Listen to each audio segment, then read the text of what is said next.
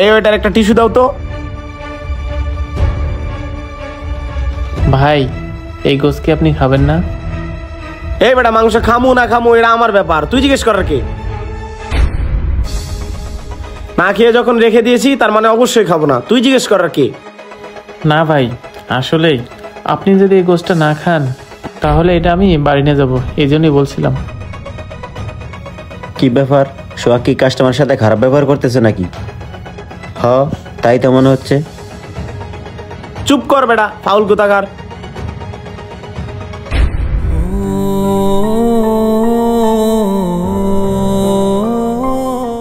ভাই কি হয়েছে? আমার কর্মচারী আপনার সাথে খারাপ ব্যবহার করেছে নাকি? আরে ভাই, আমি ঘুষ খাবো না খাবো আপনার কর্মচারী জিজ্ঞেস করবে কে? হ্যাঁ তাই তো, আপনি খাবেন কি না খাবেন সেটা আপনার ব্যাপার, সেটা আপনি ওকে বলবেন কেন? এই মিয়া, আপনার কর্মচারী ঠিক করেন, এই নেন আপনার বিল। কি ব্যাপার, কাস্টমার গোস খাবে কি না খাবে সেটা জেনে সোহাগ কি করবে, বিষয়টা তো আমার দেখতে হবে।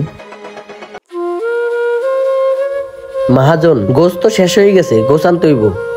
কি বলিস, গোস শেষ হয়ে গেছে মানে? আমি 170 প্লেট গোস আনছি, বিক্রি হয়েছে 150 প্লেট, বাকি 20 প্লেট কোথায় গেছে? আচ্ছা, তোরা কি কাস্টমারকে গোস বেশি করে দিচ্ছিস নাকি? না মহাজন, আমি তো নিজের হাতে গুনে গুনে কাস্টমারকে 3 পিস করে গোস দিছি। তাহলে গোস শেষ হয়ে গেল কিভাবে? মহাজন, আমার মনে হয় কি সোহাগ প্রতিদিন বাসায় চুরি করে গোস নিয়ে যায়। কি বলিস তুই এসব? হ মহাজন, প্রতিদিনও টিফিন কার্ডের বাড়ি নিয়ে আসে, কাজ শেষে ওটা ভরে গোস নিয়ে যায়। আচ্ছা ঠিক আছে, তুই যা, আমি দেখতেছি। আচ্ছা ঠিক আছে মহাজন। তাহলে সোহাগ সত্যি কি গোস চুরি করেছে? রিয়াজ তো মিথ্যা বলা ছেলে না। বুঝতে পারছি, তাহলে সোহাগের দিকে নজর রাখতে হবে। যাক, এই গোসগুলো নিয়ে গেলে আমার মেয়েটা একটু ভালো মন্দ খাইতে পারবে।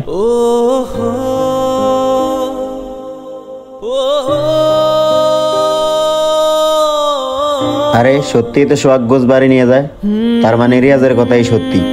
সোহাগই মনে হয় গোসটা চুরি করে।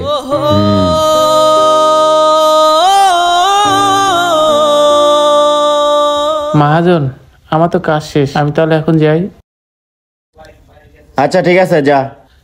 আচ্ছা ঠিক আছে। ঠিক আছে যা, আমিও তোর পিছনে পিছনে আসতেছি। তুই এই গোস নিয়ে কোথায় যাস আমি সেটা দেখবো, আর আজকে তোকে হাতে নাতে ধরবো। মা, আজকে পেট ভরে ভাত খাবা, তোমার জন্য গোশত নিয়ে আসছি। সত্যি বাবা, আমারও না অনেক